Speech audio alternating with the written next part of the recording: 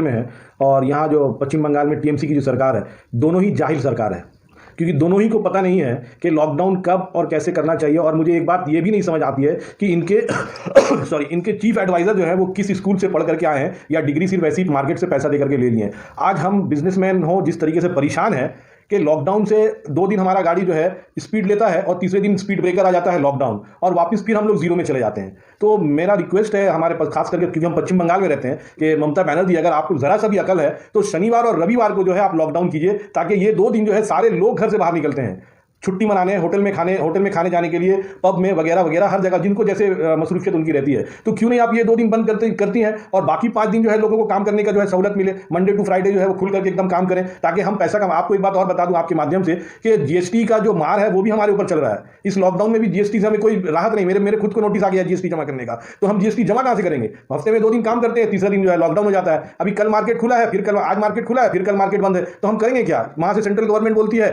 कि भाई जीएसटी जमा कीजिए, काम कीजिए, स्टाफ को सैलरी दीजिए। कहां से देंगे? मोदी जी क्या हमारे अकाउंट में 15 लाख रुपया भेजे हैं कि हम पैसा दें स्टाफ को काम करने के लिए? स्टाफ को निकालेंगे नहीं तो क्या करेंगे? अब तो हम खुद अपना काम कर्टेल कर रहे हैं, लोग को हटा रहे हैं काम करने के लिए।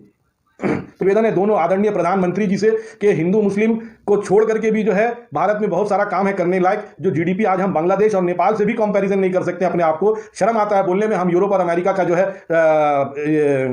बराबरी करने जा रहे हैं कि हम यूरोप और अमेरिका के जैसा काम करेंगे। अरे भाई, पहले अपने पड़ोसी के तो टक्कर कर लीजिए बांग्लादेश और नेपाल से, फिर हम देखेंगे यूरोप और अमेरिका कहाँ है।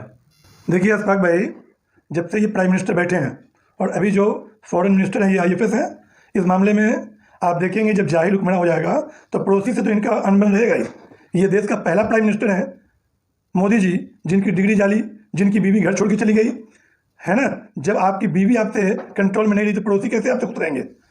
आप ये देखें कि जब से ये बैठे हैं 2014 से, सबसे पहली आपको बता दूं ईद अज़हा सामने है, 1 तारीख को कुर्बानी है। 14 में ये बैठे हैं और फौरन जानवर जो खस्सी या बड़ा जानवर है उसके कच्चा चमड़े का रेट गिरा दिया गया। जो खस्सी का चमड़ा बिकता था 250 में, अब 30 रुपये में भी कोई नहीं ले रहा है। ये मोदी जी के फॉर्मूले से हुआ। इकोनॉमिक को इतना नीचे लगे हैं कि अभी खबर है कि 10 करोड़ आवाम का नौकरी या मुलाजमत या सर्विस या बिजनेस बिल्कुल बंद हो जाएगा।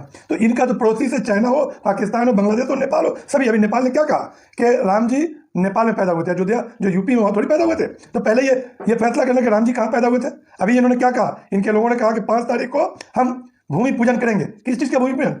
भाई राम जी तो नेपाल में पैदा हुए थे, इंडिया में पैदा हुए नहीं थे। इन लोगों को नेपाल से लड़नी चाहिए, है ना।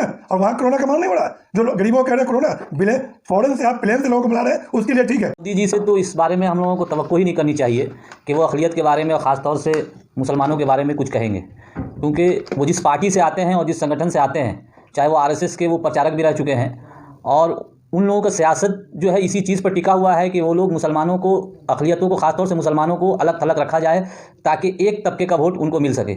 आप देखेंगे कि कभी भी उन्होंने किसी भी त्यौहार पर, मुसलमानों के पर्व में उन्होंने उसका मुबारकबाद उन्होंने उसको नहीं दिया है। देखिए मुसलमान को तो वो दूर रख रहे हैं शुरू से ही, ये कोई नई बात उनके लिए नहीं है। वो तो डिवाइड करो मज़हब के नाम पर और उसके बाद में एक तबके का वोट हासिल कर लो। लेकिन हिंदुस्तान के अवाम इस बात को समझ चुके हैं कि मोदी के पॉलिसी पर अगर चलेंगे तो हिंदुस्तान कभी भी तरक्की नहीं करेगा। देखिए ये हिंदू मुसलमान की बात नहीं है। राहुल सिन्हा एक पागल नेता है।